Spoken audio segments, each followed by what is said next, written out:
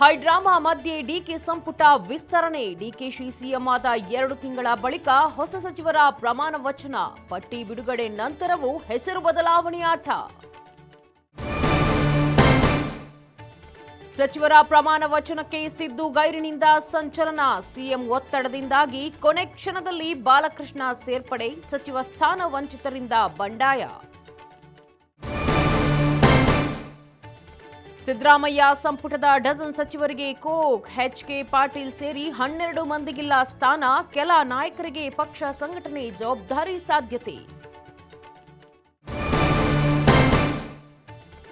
3 ಬಾರಿ ಬದಲಾಯಿತು ಸಚಿವರ ಪಟ್ಟಿ. ಸಂಪುಟ ವಿಸ್ತರಣೆಯಲ್ಲಿ ಕೊನೆ ಕ್ಷಣದ ಹೈಡ್ರಾಮಾ. ಮಾಂಕಾಳು ವೈದ್ಯ ಗಾಯತ್ರಿಗೆ ಶಾಕ್. ಮಲ್ಲಿಕಾರ್ಜುನ್ಗೆ ಲಕ್.